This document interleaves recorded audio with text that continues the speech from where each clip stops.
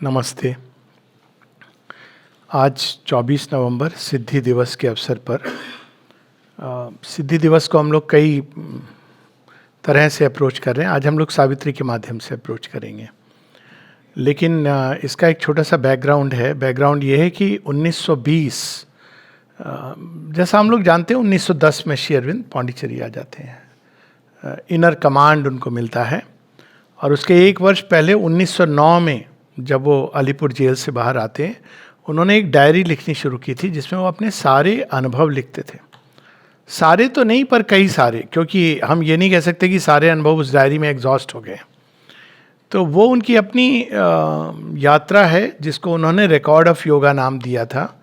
वो record of योग 1909 से चलता है और 1927 में वो समाप्त हो जाता है और इसका संबंध है 24 नवंबर से।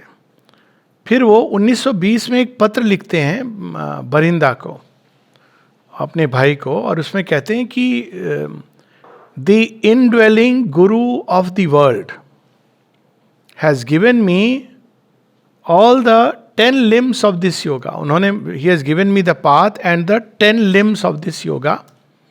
तो उनको ये योग का पूरा एक चार्टर मिला था, 10 लिम्स, जिसके थ्रू वो उनकी व्यक्तिगत साधना के लिए indwelling guru of the world, अगर हम लोग हिंदी वैसे करेंगे तो जगत गुरु जो संसार में अंतर्यामी हैं, हर चीज़ के अंदर व्याप्त हैं। और यही चीज़ सिंथेसिस ऑफ योग में भी कहते हैं कि हमारे गुरु कौन है? वो हमारे गुरु जो कण कण में व्याप्त हैं। यही वो शब्द यूज़ करते हैं, द वर्ल्ड गुरु। तो फिर वो कहते हैं कि पिछले 10 वर्षों में, यानी 1910 से 1940, मैंने लगभग इसके प्रायः साधना के सभी अंग लगभग कंप्लीट किए हैं, लेकिन अभी इसको पूरा कंप्लीट होने में कम से कम 2 वर्ष और लगेंगे, पूरा समाप्त होने में। तो हम इसको इस तरह से देख सकते हैं। और उस समय कई चीज़ें होती हैं, पुरानी आते हैं, उनके शरीर के अंदर चेंजेस ऑब्जर्व करते हैं। एक जो फेमस है कि उनके शरीर का रंग बदल गया था, उनके जो मार्क्स थे, पॉक मार्क्स गायब हो गए थे और शरीर एक अलग प्रकार की आभा उनके शरीर से निकलती थी। एक फ्रैग्रेंस जिसको माता जी बताती हैं लोटस फ्रैग्रेंस, कई लोगों ने इसको महसूस किया है। और सबसे इंटरेस्टिंग बात थी कि उनके जो केश थे वो एकदम जैसे किसी ने तेल लगाया। ये उनको वैसे 1909 में भी होता था। तो जब पुरानी जी आए, उन्होंने कहा ये क्या हो गया है आपको? मतलब कहने का मतलब था कि अरे ये इतना बदलाव, सुंदर ढंग से, ये नहीं जैसे हम लोग एक दूसरे को, ये क्या हो गया? मतलब शरीर इतना बदल गया, चेहरा बदल गया, मार्क्स चले गए, रंग बदल गया, ये कैसे हो सकता है? शरीर में क्या क्या प्रोसेस हुई है? केश की कांति, केश की वो सब कुछ बदल गया। तो वो पूछते हैं जब श्री अरविंद से, श्री अरविंद मजाक मजाक में उसको टाल देते हैं ये पूछ के, and what has happened to you? अब तुम्हें क्या हो गया? तो उसके बाद वो बात कहीं और चली जाती है। तो वो काफ़ी सारे चेंजेस हो रहे थे उनके अपने शरीर में भी, और बाकी स्तरों पे तो हम जानते ही हैं। तो 1926 में जो सिद्धि है, ये जो योग उनको दिया गया था, श्री कृष्ण के द्वारा ही दिया गया है। वो कहते हैं कि मेरे योग में जो कुछ मुझे प्राप्त हुआ है, इंक्लूडिंग निर्वाण, निर्वाण बाहर से तो विष्णु भास्कर ले ले, लेकिन वो कहते हैं कि आई रिसीव्ड इट, एक पत्र है निरुद्धा का। कहते हैं आपके जैसे व्यक्ति के लिए तो बहुत आसान था ये सब अचीव करना, हम कैसे अचीव करेंगे? हमारे पास तो ना वैसी शक्ति है, ना इंटेलेक्चुअल एबिलिटी है। तो श्री अरविंद कहते हैं मैंने इनके द्वारा नहीं अचीव किया है, ये तो श्री कृष्ण और काली की कृपा के कारण हुआ है, इंक्लूडिंग निर्वाण। अब दिस इज वेरी इंटरेस्टिंग, और ये सच है क्योंकि जब विष्णु भास्कर लेले ने उनको जो प्रोसेस बताई थी, और श्री अरविंद 3 दिन के बाद जो उनको अनुभव हुआ, ये विष्णु भास्कर लेले हुए जो वैसे वैष्णवाइट थे, नाम भी बड़ा सुंदर है, विष्णु भी है उसमें और भास्कर भी हैं, और वो खुद आश्चर्य में पड़ गए कि ये हुआ कैसे। तो उसके बाद वो बिल्कुल उन्होंने कहा तुम अपने अंदर में जो तुम्हारे भगवान हैं, उन्होंने पूछा आगे मेरे लिए क्या इंस्ट्रक्शन है? तो उन्होंने कहा तुम्हारे अंदर जो अंतर्यामी भगवान है, क्या तुम उनको सब कुछ समर्पित करके उनसे आदेश निर्देश ले सकते हो? श्री अरविंद ने कहा हाँ। तो उन्होंने कहा अब तुम्हें किसी निर्देश की जरूरत नहीं है। तो वास्तव में वह भी श्री कृष्ण और काली की कृपा से हुआ था, जहाँ पे एक outer medium we can say, और हम सब जानते हैं वो विष्णु भास्कर लेले के पास इसलिए नहीं गए थे कि मुझे निर्वाण चाहिए। वो कहते हैं कि nirvana walked into my life without even asking may I come in sir, क्योंकि वो तो देश की स्वतंत्रता के लिए शक्ति चाहते थे और उनको ये था कि योग के द्वारा शक्ति मिलती है, शक्ति के उपासक थे। भवानी भारती में देखते हैं श्री अरविंद प्राइमरीली शक्ति के उपासक हैं और वो शक्ति चाहते हैं कि भारत राष्ट्र स्वतंत्र हो, और हो कुछ और जाता है। उसके बाद जेल, और जेल में वासुदेवम सर्वमिति, और फिर पौंडीचेरी आते हैं, 10 लिम्स ऑफ द योगा, और 1920 में कहते हैं लगभग मेरी साधना समाप्ति पर है, क्योंकि अब वो मैं जो सुपर माइंड की जो 3 मुख्य लेयर्स हैं उसमें मैं पहली में प्रवेश कर पा रहा हूँ। 10 साल के बाद I am able to enter. और फिर 1926 में श्री कृष्ण के अवतरण के बाद पूरी तरह उनके देह में decent of the overmind consciousness, अगर उसको श्री अरविंद कहते हैं, यानी मानव की जो उच्चतम संभावना है, अननोएबल का जो डोर है, उसके आगे किसी को नहीं पता, उसके आगे ये ओवर माइंड क्या है, देवभूमि है, जहाँ से सारे देव उतरते हैं और कार्य करते हैं इस संसार में। वहाँ तक कोई चढ़ जाए किसी देव की कृपा से या तपस्या के द्वारा, उसके बाद उसके सामने द्वार होता है जिससे वो पास करके समाप्त मुक्त हो सकता है। परम मुक्ति, एक मुक्ति तो आप शरीर में रहते हुए प्राप्त कर सकते हैं, पर वो एकदम आपका आवागमन सब बंद हो सकता है। तो श्री अरविंद उस द्वार तक पहुंच जाते हैं और फिर वहाँ से एक ऐसी घटना होती है जो सारे योग को एक नई दिशा दे देती है, और उसी को ये श्री अरविंद के योग की एक, हम कह सकते हैं कि एक विशेष एक विशेषता है, और उसको कहा जाता है डिसेंट, अवतरण। एसेंशन तो वैदिक ऋषि बात करते हैं इसकी, कुंडलिनी की अवेकनिंग इसकी भी बात होती है, ये सारी बातें हम लोग पढ़ते हैं, सुनते हैं। चेतना का ऊर्ध्व गमन, ऊपर उठती है चेतना, उसके साथ जो चेंजेस आते हैं। लेकिन यहाँ पर जो श्री अरविंद के योग में एक नई चीज़ होती है वो है डिसेंट, और जो भी इस योग में बढ़ते हैं कभी ना कभी उनको ये डिसेंट का अनुभव होता है, कई तरह से अनुभव होता है, इसलिए इसको मेंटलाइज नहीं करना चाहिए। मुख्य चीज़ है कि उससे चेतना का चेंज होना शुरू होता है। तो ये पहली बार श्री अरविंद जो कई बार अनुभव कर रहे थे, लेकिन उस समय descent of the overmind consciousness, overmind plane जिसकी बात करते हैं, तो उसी को उन्होंने सिद्धि दिवस, और उस दिन उनकी सिद्धि यानी जो योग उनको दिया गया था वो उन्होंने पूरी तरह अचीव कर लिया, यानी उनकी व्यक्तिगत सिद्धि का वो दिवस है। कई बार लोग पूछते हैं किसकी सिद्धि, कौन सी सिद्धि? श्री अरविंद को जो योग की पूरी 10 लिम्स मिले थे, पथ दिया गया था, उसमें उनकी व्यक्तिगत सिद्धि संपूर्ण हो गई थी।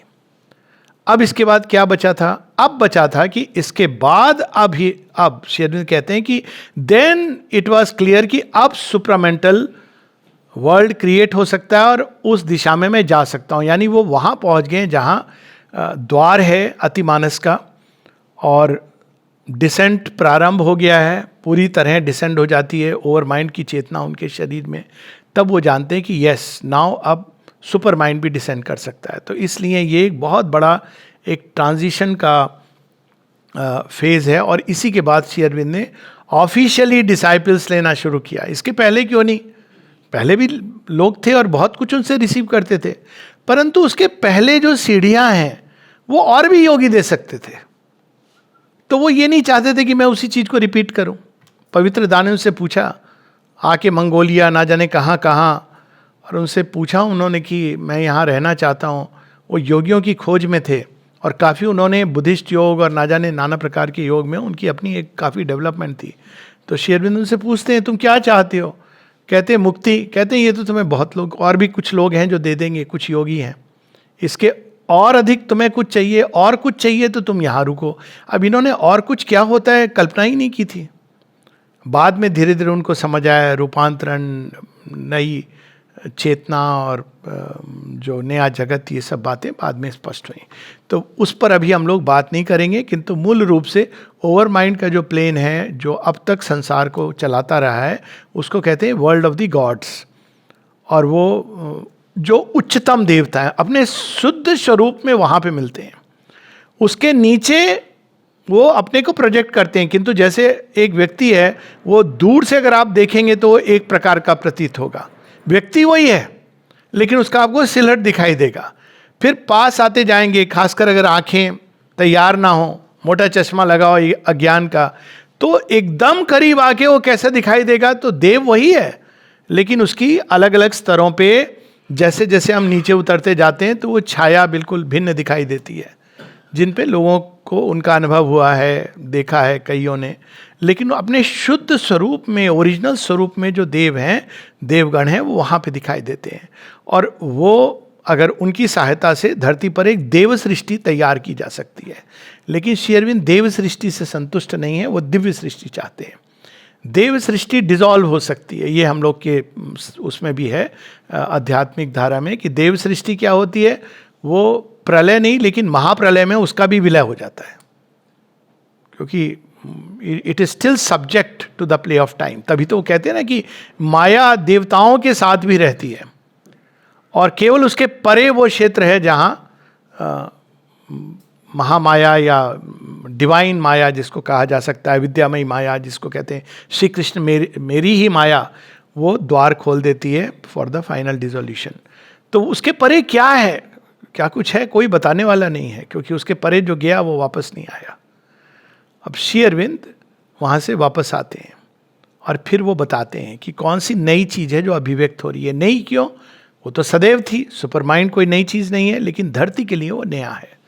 ओवर माइंड की चेतना तक मनुष्य ने अनुभव किए हैं, बहुत कम योगी हैं जो वहाँ तक चढ़े, गिनती के होंगे, लेकिन फिर भी वहाँ उस चेतना तक मनुष्य कभी कभी किसी ग्लिम्स में धुंधला उसने देखा है। अचानक कोई देवता नज़दीक आ गए, उसने उनका शुद्ध स्वरूप भी देखा।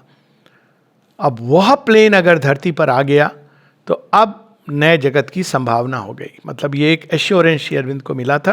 तो उसके बाद उन्होंने, जिसको कहा जाए ऑफिशियली डिसाइपल्स आश्रम, क्योंकि अब उनको स्पष्ट था कि जो मैं करना चाह रहा हूँ, जिसके लिए मैं आया हूँ, अब उसका संकेत उनको स्पष्ट रूप से मिल गया। वो पुरानी चीज़ की पुनरावृत्ति नहीं करना चाहते थे कि एक और योगी जिसने कई लोगों को वो कहते हैं ना मुक्ति दे दी, he didn't want to do that.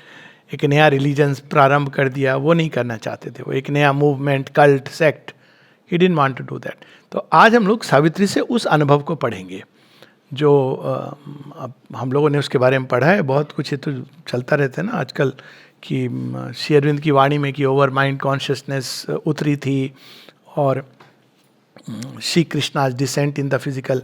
लेकिन इसका अंदाज, सावित्री में जो इसका अंदाज है वो निराला है, अद्भुत है।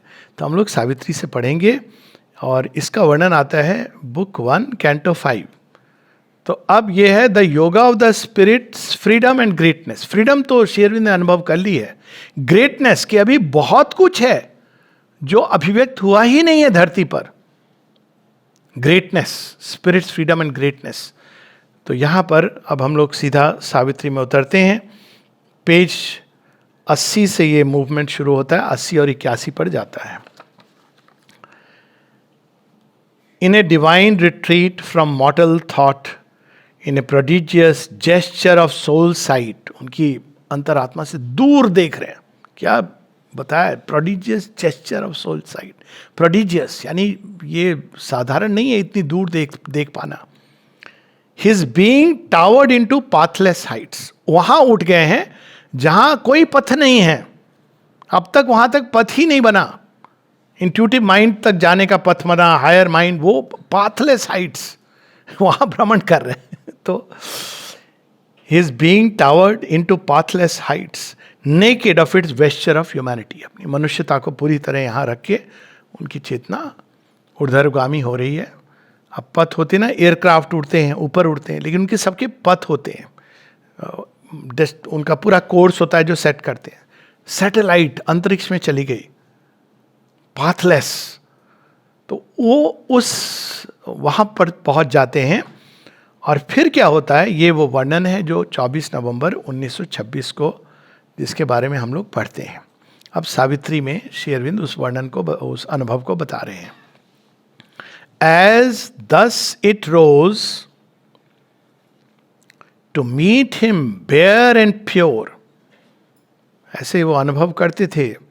Decent contact with the gods, plane of gods, even Chandannagar में, लेकिन बेयर, अपनी वो शुद्ध स्वरूप में, अपनी पूर्ण शक्ति के साथ, प्योर, कोई अशुद्धि नहीं किसी प्रकार की।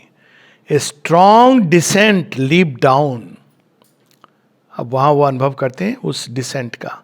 अब उसका वर्णन पढ़िए कितना सुंदर है। As does it rose to meet him bare and pure, a strong descent leap down, a might, a flame, a beauty half visible with deathless eyes. देवताओं की डेथलेस आइज वो भी नहीं देख सकती हैं उस परम सौंदर्य को। किसके सौंदर्य की बात कर रहे हैं? यही श्री अरविंद की का अद्भुत अंदाज है। इसमें वो कृष्ण काली की बात नहीं कर, वर्ड नहीं यूज कर रहे हैं, पर आप दर्शन करेंगे, आप देखिए। A might, a flame, a beauty half visible with deathless eyes, a violent ecstasy, a sweetness dire. कौन है वायोलेंट एक्सटेसी? काली। जो स्ट्रांग है, जो हीरोइक सोल से, उनको बहुत आनंद मिलता है उनके दर्शन से। वो जानते हैं कि अब मेरी ना जाने कितनी बाधाएं एक क्षण में निर्मूल हो जाएंगी, तत्क्षण। और कृष्ण स्वीटनेस डायर, ऐसा माधुर्य जो कुरुक्षेत्र में खड़ा होके कृष्ण और काली ये एक ही सत्य के दो स्वरूप हैं। राधा भी हैं, पर राधा के लिए अभी संसार तैयार नहीं है। पहले काली के साथ ये भूमि तैयार होनी है।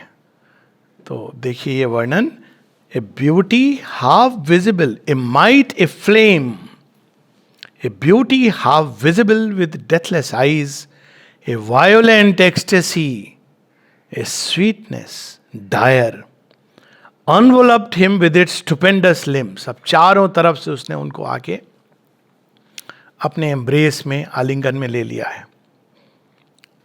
And penetrated nerve and heart and brain.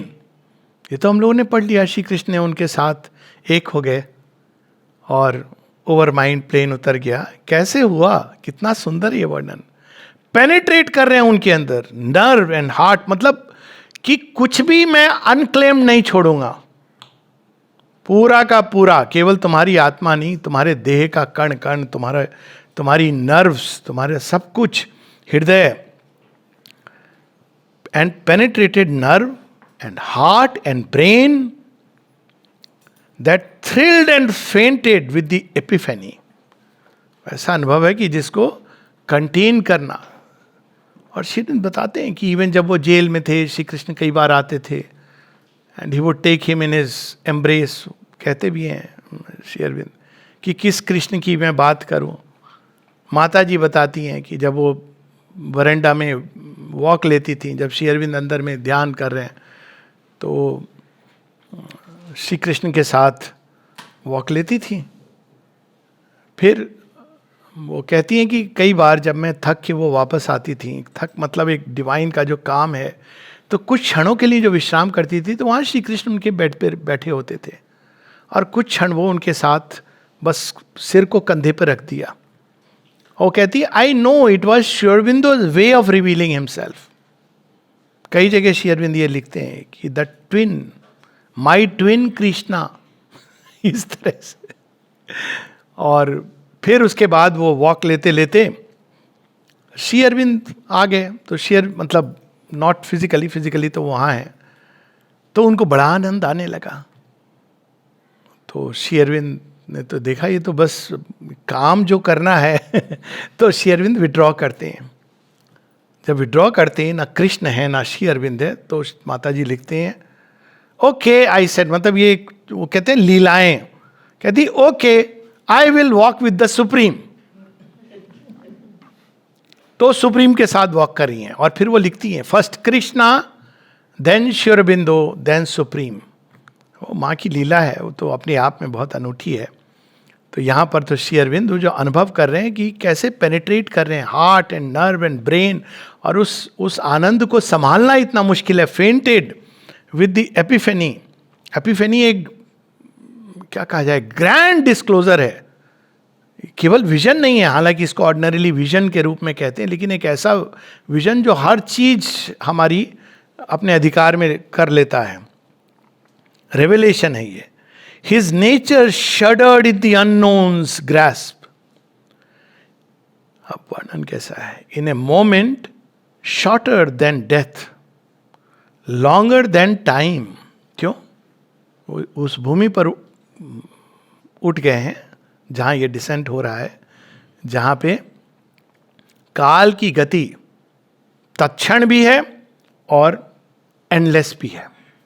That is the moment जहां हम ये कह सकते हैं कि जो इटर्नल है, जो शाश्वत है, सनातन है, वो काल और देश के अंदर स्वयं को प्रवेश कर रहा है, प्रकट हो रहा है उसके माध्यम से. तो जहां काल की गति, काल प्रारंभ हो रहा है, तो तत्क्षण, shorter than death.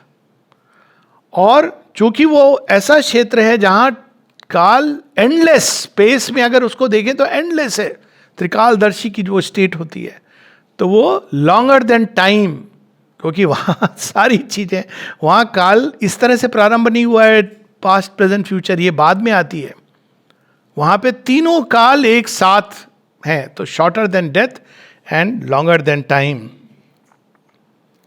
Bye a power more ruthless than love, happier than heaven. ये पंक्तियां तो, ये तो अनपैरेलल्ड है ये पैसेज. अब रूथलेस, रूथलेस का मतलब होता है जो एक्चुअली, रुथ एक प्रेम के एक रूप का एक पर्यायवाची है. Ruth, it's a kind of love, जिसको हम यहां पर कह रहे हैं more ruthless than love.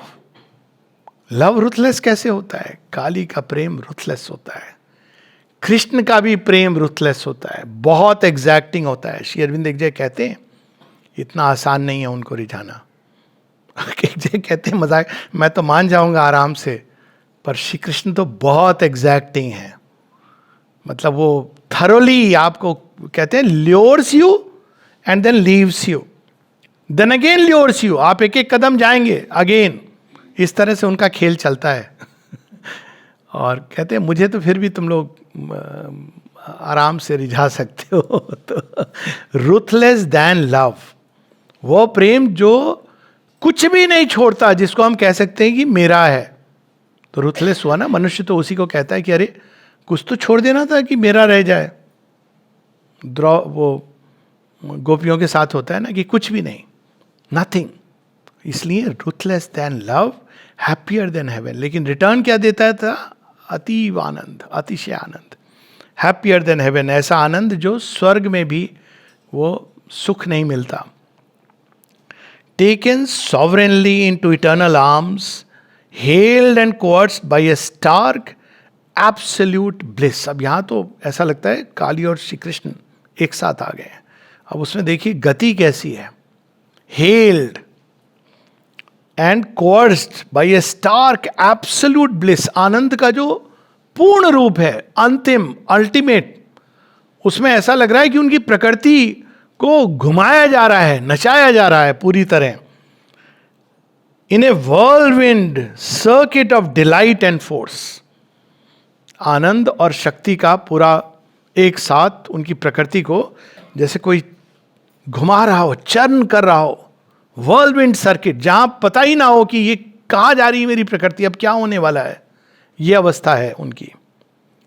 Hurried into unimaginable depths, जिसकी कल्पना भी नहीं की थी, उन गहराइयों में श्री अरविंद की चेतना प्रवेश करती जा रही है. अब borne into immeasurable heights, ऐसी ऊंचाइयों की तरफ उठती जा रही है जिसके बारे में उनको कोई संकेत तक नहीं है उस समय. It was torn out from its mortality. अब ये समझ आता है कि क्यों दत्ता ने उस दिन कहा the Lord has conquered death. कई बार कई लोग बोलते हैं कि फिर वो 5 दिसंबर को क्या हुआ. माँ ने स्वयं कहा है, कॉन्कर्ड डेथ, स्वेच्छा मृत्यु सदैव रहती है, वो मृत्यु नहीं है. माँ ने स्वयं कहा है वो कॉन्शियस विड्रॉल है, और जिसके कई लक्षण हैं. वो 5 दिसंबर की जब बात होगी तो उसकी बात होगी कि it was a conscious willed withdrawal. उसका प्रयोजन क्या था? इट वॉज नॉट डेथ, जिसको हम लोग डेथ यानी उसके वश में, ये मर्तता के वश में अब नहीं है पूरी तरह. He has come out of that. It was torn out from its mortality and underwent a new and boneless change. अब वो जो परिवर्तन आता है उनके अंदर, जो अप्रतिम परिवर्तन है, उसके बारे में श्री अरविंद डिस्क्राइब करते हैं, वर्णन करते हैं, N omniscient knowing without sight और थॉट। अब यहाँ पे हम देखते हैं कि सुपर माइंड का स्पर्श शुरू हो गया है। Omniscience, omnipotence super mind creator की ही वहीं पर मिलती हैं, वरना हम कहते हैं कि भगवान हैं ओमनीसिएंट और ओमनीपोटेंट, लेकिन वो सुपर माइंड में ये दोनों मिलती हैं, क्योंकि सुपर माइंड क्रिएटर कॉन्शियसनेस है। वो क्रिएटर का, सच्चिदानंद तो हैं, सर्वत्र हैं, लेकिन सच्चिदानंद जब क्रिएट करते हैं तो वो क्या कहा जाए, आदित्य रूप या परम सूर्य की तरह वो पॉइज लेते हैं, जहाँ पे ओमनीसियंस भी है, ओमनीपोटेंस। इसलिए सूर्य को प्रतीक मान के हम लोग पूजा करते हैं। क्यों? सूर्य में दोनों चीजें हैं, प्रकाश का सोर्स भी है और ऊर्जा का सोर्स भी है। वहाँ प्रकाश और ऊर्जा दोनों मिली हुई हैं। सुपर माइंड के अंदर ओमनीसियंस, प्रकाश, नॉलेज, विजडम, और ओमनीपोटेंस, शक्ति, ये दोनों का बिल्कुल कंप्लीट अद्भुत समागम है। कोई दोनों के बीच में किसी प्रकार का भेद नहीं है। So an omniscient knowing without sight और thought, an indecipherable omnipotence, omnipotence दोनों साथ में है।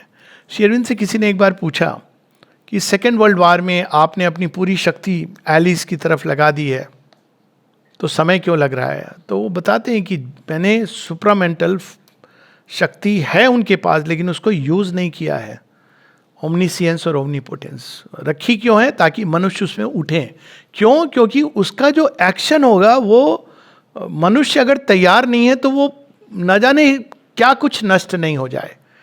तो वो कहते हैं कि मैंने सेकेंड वर्ल्ड वार में अपनी ओवर माइंड की शक्तियों का उपयोग किया था, और ओवर माइंड जो प्लेन ऑफ गॉड से, वहाँ हमेशा प्ले ऑफ पॉसिबिलिटीज है। वहाँ पे अल्टीमेटली विजय होगी, लेकिन वो एक स्ट्रगल के बाद विजय होगी। क्योंकि ओमनीसियंस और ओमनीपोटेंस ऐसे नहीं भगवान यूज करते हैं, जो मर्जी मिरेकल कर दो, अच्छा इसको भी ये दे दो। That is our foolish idea of omnipotence. क्यों नहीं करते? क्योंकि एक प्रयोजन से सृष्टि बनी है। वो एक मैकेनिकल टॉयज के साथ नहीं खेल रहे हैं, AI की तरह रोबो चाबी, जितनी चाबी भरी राम ने उतना चले खिलौना, ऐसे नहीं है। खिलौने की ये कोई खिलौना नहीं है भाई, इसकी अपनी भी कुछ कॉन्शियस चॉइस है। ये थोड़ी है कि भगवान ने चाबी भरी, मैं तो अपने को छुरी लगा लूँगा और मैं चलूँगा। ये सब बड़े इग्नोरेंट आइडियाज़ हैं हमारे गॉड की। गॉड अपनी ओमनीपोटेंस, भगवान अपनी जो सर्वशक्तिमता है और उनका सर्वज्ञता है, दोनों को पीछे छिपा के कार्य करते हैं, नहीं तो संसार उसको झेल नहीं पाएगा। सुपर माइंड का उतरने का मतलब यही है कि मनुष्य उसको एम्बॉडी कर सके, धारण कर सके। आसान नहीं है वो। और वो कहते हैं कि सुपरामेंटल बीइंग के पास प्रैक्टिकल ओमनीसियंस और प्रैक्टिकल ओमनीपोटेंस होगी। जो कुछ उसको जानना है और जो कुछ उसको शक्ति चाहिए विश्व में, विश्वगत कार्य नहीं, पर उसके व्यक्तिगत क्षेत्र में वो उसको दे दी जाएगी। पर वो एक लंबी प्रोसेस है। पर यहाँ पर उसी का अनुभव श्री अरविंद कर रहे हैं। A mystic form that could contain the worlds. अब आ गया वही श्री कृष्ण जो अंतर्यामी है, वही श्री कृष्ण जो विश्वव्यापी है। ए मिस्टिक फॉर्म जिसके अंदर अनेकों अनेकों जगत समाये हुए हैं, वही उनके अंदर अब स्थापित हो जाते हैं। Yet make one human breast it's passionate shrine. ये अद्भुत खेल तमाशा है। अनेकों जगत को वो अपने अंदर समेटे हुए हैं, किंतु वही एक मानव हृदय को अपना मंदिर, अपनी भूमि, अपनी यज्ञ स्थली बना सकते हैं। यह अनुभव श्री अरविंद कर रहे हैं। Drew him out of his seeking loneliness. अब समझ आता है कि श्री अरविंद का विड्रॉल क्या था, जिसको लोग नहीं समझ पाते थे। आप आ जाइए, कांग्रेस वालों ने, जॉन बैप्टिस्टा का लेटर है ना, आप प्लीज आके लीडरशिप संभाल लीजिए। सोचो अब वो उनको क्या कहते कि मैं क्या कर रहा हूं। इंटरव्यू लेने भी लोग आए, पूछा कि आप कर क्या रहे हैं यहां पे? तो श्री अरविंद थोड़ी देर चुप रहते हैं और फिर कहते हैं नथिंग। बाद में कहते हैं मैं क्या समझाऊं, क्या कर रहा हूं मैं? कोई समझेगा कि मैं क्या कर रहा हूं? नथिंग। तो वो ये था नथिंग, सीकिंग लोनलीनेस। हम सब जानते हैं कि कैसे उन्होंने अपने जीवन को, वो तपोभूमि एक कमरे के अंदर, जहाँ पे वो पूरी तरह उस हायर ट्रुथ को, उस अतिमानस जिस द्वार खोल के उस चेतना को धरती पर लाने के प्रयासरत थे। किसके लिए? अपने लिए नहीं। उनकी अपनी व्यक्तिगत साधना 24 नवंबर 1926 को पूर्ण हो चुकी थी। हम सब के लिए वो उसके रिनाउंस करते हैं, वो आगे का रियलाइजेशन। अगर वो उसमें बढ़ते चले जाते तो उनकी बॉडी पूरी तरह सुपरमेंटलाइज हो जाती है। माँ इसीलिए कहती है he renounce the realisation in his own body. क्यों? क्योंकि वो कहते हैं नहीं, a lonely freedom cannot satisfy a heart that has grown one with every heart. His spirit's liberty he asked for all. जो मेरे साथ हो रहा है वो अचानक जैसे रोक देते हैं कि अब ये सबके साथ हो। तब आती हैं माँ और सारा ये बंदर, गिलहरी, भालू, हम सब जुड़ जाते हैं। Drew him out of his seeking loneliness into the magnitudes of God embrace. क्या शब्द है! गॉड्स एम्ब्रेस ही बोल सकते थे, मैग्नीट्यूड्स। ये मैग्नीट्यूड एक ऐसा वर्ड है जिसको ऐड करने से ऐसा लगता है जिसकी कोई था नहीं पा सकते आप। Magnitudes of God's embrace.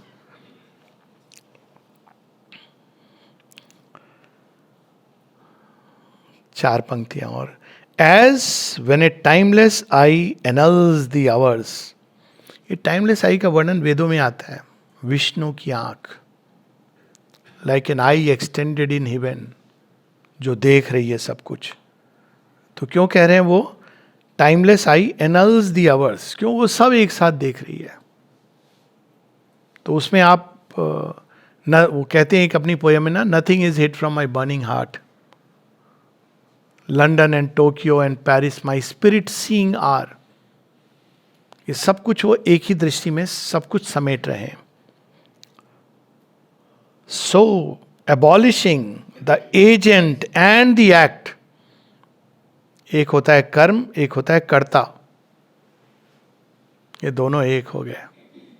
Agent जो इंस्ट्रूमेंट है और एक्ट जो कर्म है, ये दोनों एक हो जाते हैं मास्टर के साथ। So now his spirit shown out wide, blank, pure. His vacant mind became an empty plate on which the universal and soul could write. अब जो नई चीज लिखी जाने वाली है, नया डेस्टिनी ने एक नया द्वार खोल दिया है जो अब तक प्रकट नहीं हुआ है, वो अब विश्व चेतना में उतरने वाली है। और वो नई चीज जो उतरने वाली विश्व चेतना के अंदर, अब वो श्री अरविंद के चेतना पे अपनी डेस्टिनी जो पृथ्वी की है, जगत की है, वो लिख सकती है। इस तरह से उन्होंने अपने माइंड को ब्लैंक एंड एम्प्टी स्लेट बना लिया है। तो ये है, ये बहुत बड़ा अद्भुत कैंटो है और आज हम लोग सारा नहीं पढ़ेंगे। बहुत सुंदर है ये, और इसको घर में जाके हम लोग पढ़ सकते हैं। पेज 80 से शुरू होता है और उसमें पूरा वर्णन है श्री अरविंद के इस अनुभव का, क्या होता है उसमें। और अंत में ये दो लाइन हम लोग अंत में, ये सारा इसमें ओल्ड एडमेंटाइन वीटो स्टूड नो मोर। उसके बाद कोई ऐसी चीज़ नहीं है जो अल्टीमेटली इसको उस अतिमानसिक सत्य को, नई चेतना को उतरने से रोक सके। और अंत में ये आता है, his soul and cosmos faced as equal powers, a boundless being in a measureless time, invaded nature with the infinite, he saw unpathed, unwalled his titanscope. उन्होंने देखा कि अब कोई सीमा नहीं है उस कृत्य की जो वो कर सकते हैं। इसका अर्थ ही नहीं कि आर्बिट्रली कर देंगे, कर सकते हैं, तो अब उनको तैयार करना है सबको, हम सब मनुष्यों को। इसीलिए उन्होंने वो जो लेखनी उनके अंदर लिखी गई एक नए सूर्योदय की, अब वो हम सब के अंदर वो सूर्योदय लाना चाहते हैं। और यहाँ पे जब हम पढ़ते हैं ए boundless being in a measureless time, अजीब लगता है जब हम ये कहते हैं कि 15 अगस्त 1872 को श्री अरविंद का कलकत्ता में जन्म हुआ और 5 दिसंबर 1925 को ही विड्रू। खैर ये मानवीय भाषा है, इसकी सीमाएं हैं, और हमको ये पता होना चाहिए कि 1926 में ही श्री अरविंद सब सीमाओं के परे चले गए थे। वो उस भूमि पर थे, उस चेतना में थे जहां जीवन और मृत्यु दोनों ही शाश्वत जीवन में रूपांतरित हो जाती हैं। जय मां।